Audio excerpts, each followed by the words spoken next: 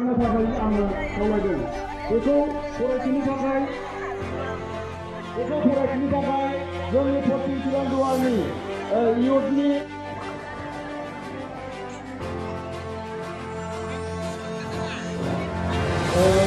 Online आफादगिरिया दिनैनि गोरबोनि हाबाफारि बेखौ दैदेननो थाखाय आंखौ खावलायनाय आं जोंनि जायगायाव बिथांनि आङो गाज्रि लोगोसे सिगां फारसे गसंनानै थानो थाखाय गुरै खावलायनाय गिबि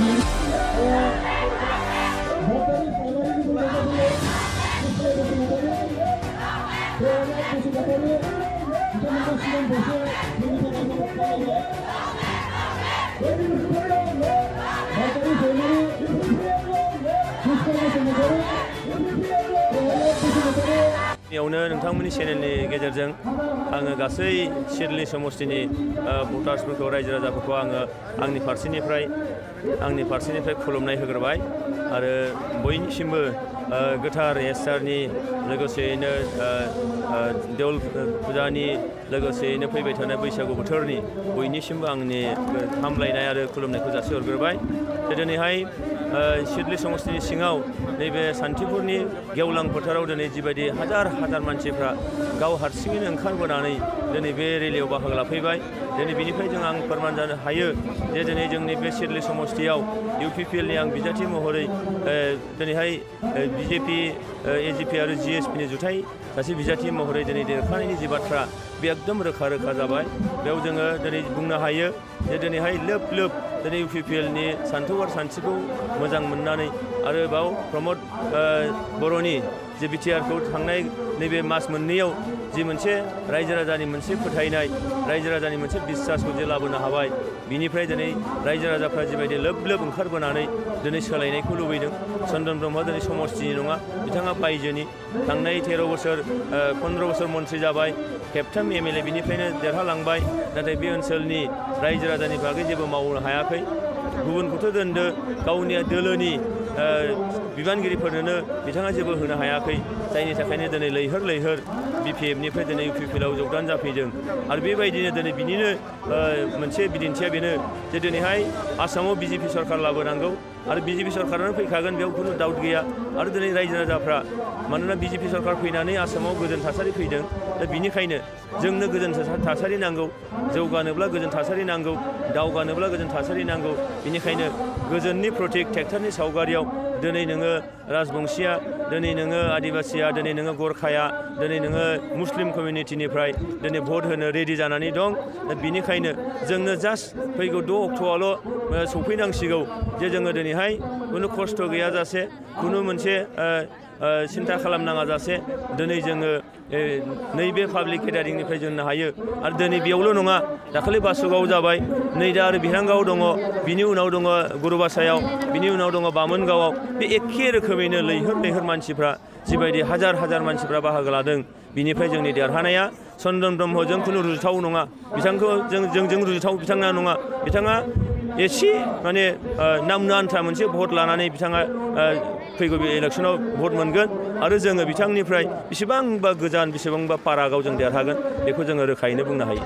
आरो बिथांनि मावनायनि बाथ्रा बुङोबा मोनसेल' मावदों बिथाङा, हब' होननाय जिनिसल' होदों रायजो राजाफोरनो, बिनि अनगायै जेबो होआखै। दै खुरखागासिनो दं, बेखौ होबथानो हायाखै। लोंग्रा दैनि आंखाल दागगारि ओनसोलाव 17 बोसोराव मोनबाल' बानायबाय। दिनै UPPLआ 43 दिनाव 24टा बेबायदि लोंग्रा दैनि जगार खालामनानै होबाय। दिनै नोङो खामानि मोनै जेंना, दिनै लाइमोनफोरनि जेंना, बेखौ बिथाङा जेबो सुफुङाखै।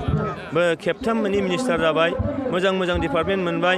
नोंथांमोना नैबे सान्थिपुर ओनसोलाव सोंनानै नाय, चन्दन ब्रह्मआ मिनिस्टार जानानै साख्रि होदों होननाय साबेसे ओंखारोब्लानो बेयाव नायबानो जाबाय, सासेबो गैया। बेबायदिनो दिनैहाय हा होनांगौमोन, WPT मिनिस्टार जानानै फरेस्ट ओनसोलाव रायजो जानाय जोंनि सुबुंफोरनो हा होनांगौ। WPT नडेल एजेन्सि, नाथाय थांनाय 2006आव आयेन पास जाबाय, दिनैबो बिगासेबो होनो हायाखै। बे ओनसोलाव दिनै स्कुल कलेजआ प्रभिन्सियेलाइज जानांगौमोन, बिथाङा मन्थ्रि जानानै मालाबाबो बिनि बागै खामानि मावनाय खोथा बुंनाय जों नुवाखिसै। दिनैहाय जोङो बिटिआर सुक्तिनि गेजेरजों स्कुल कलेजआ दिनै प्रभिन्सियेलाइज जानो थांगासिनो दं। दिनै नैबे सुक्तिनि गेजेरजों दिनै गरखाया माबा मोनसे मोननो थांगासिनो दं, राजबंशिया मोननो थांगासिनो दं। आदिबासिया मोननो थांगासिनो दं। बेनिखायनो गासै रायजो राजाफ्रा दिनैहाय नैबे बिटिआर सुक्तिनि गेजेरजों समान जौगानाय, समान मोनथाय, समान दावगानायखौ मोननो थांगासिनो दं। दा बिनिखायनो चन्दन ब्रह्म होनाय माबा मोनसे बेबायदि नोङो रिमार्केबल जुदि जों जिनिस नागिरनांगौ जायोबा नोङो बबेबा अख्राङाव नागिरनाय बायदि जागोन, जेबोआनो गैखाया, जेबो होनो हायाखै। दा बेनिखायनो दिनै रायजो राजाफ्रा सोलायनाय लुबैदों। समस्तिनिबो नंखाया नालाय, मावनोबो हाखायाखै नालाय, गावनि BPF दोलोनि मानसिफ्रानो दिनैहाय मा होनदों प्रतिष्ठान बिर'धि धौ मोनसे जानानै दं। एन्टि इनकामबेन्सिया ओरैबायदि बारायदों, दिनै बे एन्टि इनकामबेन्सिया दिनै UPPLआ बेयाव लाब जादों। बेनिखायनो दिनै आङो देरहालांनायनि उनाव नैबे ओनसोलनि दिनै हा खुरखानाय जेंना, बे ओनसोलनि खामानि मोनै जेंना, बे ओनसोलनि हा हुनि जेंना, बे ओनसोलनि साख्रि मोनै जेंना, बे ओनसोलनि आइजोफोरनि जेंना, सोलोंथाइ मोनै जेंना, बिनिफ्राय नोङो मा सोलोंथाइ गारनाय, स्कुल गारनायनि जेंना, बे जेंनाफोरखौ दिनै सुस्रांनांगौ दं। आरो बेनिखायनो देरहालांनायनि उनाव आसाम बिधान सभानि फ्ल'राव बे जेंनाफोरखौ आङो आंनि फारसेनिफ्राय जोबोद मोजाङैनो दैखांनानै बिनि मोनसे सुफुंनायनि जे राहा लामा आं बेखौ निस्सय लागोन। रायजो राजाया जिथु अननाय होदों, रायजो राजानो अननाय होफिननांगोन, रायजो राजाया लाबालाब जानांगोन, आरो बिनि थाखायनो आङो बिनि थाखाय थियारि जानानै दं। बेयाव नाय जे दिनै प्रमद बर' बिथांनि बिटिआर सुक्ति बिटिआरखौ दैदेननाय मास मोननैनि जे सरकार, बे सरकाराव मोजां माखासे आसनिफोर, जेरैहाय जोंनि लेबार मावनानै जाग्राफोरनि थाखाय, मिस्ट्रि मावनानै जाग्रा, साधारन मोनसे फिथा फानग्रा दखान होग्रानिफ्राय लानानै बे ओनसोलाव थानाय गोरों गोराफोरनि थाखाय, नोङो अट' सालायनानै रिक्सा सालायनानै जाग्राफोरनि थाखाय, जोंनि लाइमोनफोरनि थाखाय, जोंनि आइजोफोरनि थाखाय गोबां माखासे आसनिफोर दिनैहाय लाबाय आरो मावफुंबाय। बिनि थाखायनो दिनै UPPL दोलोखौ लानानै जों रायजो राजाफ्रा जोबोद मोनसे आग्रह जानानै दं। दा बेयाव जों नुदों सिडली समस्तियाव माखासे उदां बिजाथिफोर फैदों। दा उदां बिजाथि होननानै बुङोब्ला रायजो राजाया दिनैहाय UPPLनि आखायाव सरकार दङ, काउन्सिल सरकारा UPPLनि आखायाव, आरो दिनै स्टेट गभर्नमेन्टजों रायजो राजाफ्रा नुदों जे स्टेट गभर्नमेन्टजों UPPLआ दिनै लोगो सरकार जानानै दं, आरो GSP, AGP, BJP जयै जुथायै दिनै सरकार सालायगासिनो दं। रायजो राजाफ्रा सरकारजों थाफानो लुबैयो, सरकारनि आसनिफोरखौ मोननो लुबैयो। दा बिनिखायनो उदां बिजाथिफोरनि बेलायाव रायजो राजाफ्रा निस्सय बे गासैबो जिनिसखौ सानजोबगोन, आरो बेयाव बिथांमोना बिथांमोननि मेन्डेटखौ निस्सय होगोन।